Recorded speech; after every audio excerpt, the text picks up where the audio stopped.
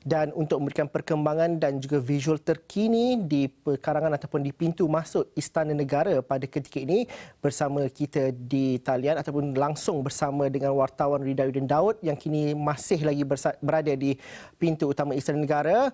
Din, kalau dapat diberikan perkembangan terkini pada ketika ini dan juga dapat dijelaskan situasi semasa di sana.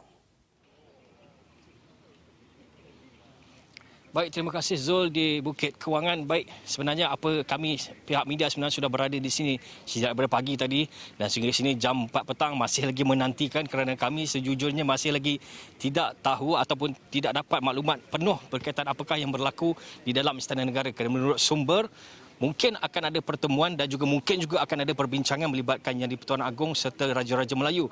Namun berkaitan apa tidak pasti, namun kabar angin mengatakan bahawa mungkin akan membincangkan isu penularan COVID-19 atau mungkin juga darurat yang mungkin akan dilaksanakan, namun itu masih lagi belum dapat dipastikan.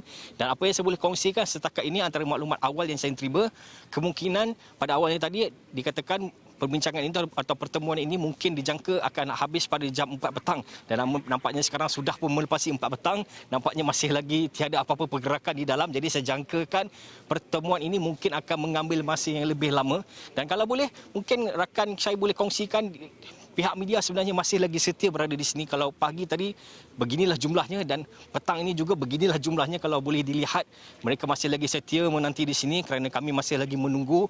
Seperti biasa, sekiranya tiada apa-apa berita ataupun tiada perkara yang pasti, kami tidak akan beredar. Dan boleh dilihat mereka masih lagi menanti dan menunggu maklumat yang masih lagi belum tiba. Dan sudah semestinya kami di sini mengharapkan agar satu kenyataan konkret dapat dikeluarkan seboleh-bolehnya.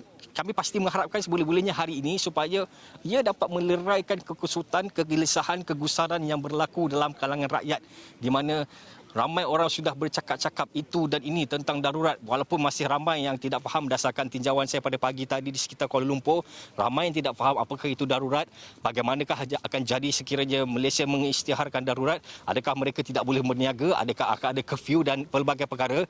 Mereka masih lagi tidak, orang kata masih lagi tidak mengetahui dengan lengkap berkenaan dengan apa yang berlaku sekiranya ada darurat. Dan boleh saya kongsikan sedikit bagaimana perkara sebesar ini. Darurat sebenarnya adalah satu perkara yang besar yang diputuskan oleh Raja-Raja, Majlis Raja-Raja. Mungkin saya boleh kongsikan antara fungsi Majlis Raja-Raja ialah yang pertama ialah memilih Yang di-Pertuan Agong dan timbalan Yang di-Pertuan Agong bagi persekutuan mengikut peruntukan jadual ketiga.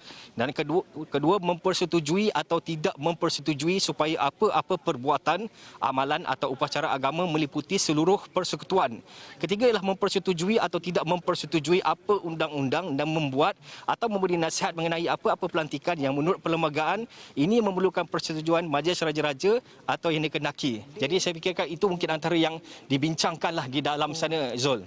Dan saya kira nanti sekiranya ada sebarang pergerakan dan juga perkembangan terkini dari Istana Negara, mungkin kita akan bersama langsung lagi bersama dengan Ridayuddin Daud. Terima kasih kerana melintas langsung dan juga memberikan perkembangan terkini di pintu utama Istana Negara pada ketika ini.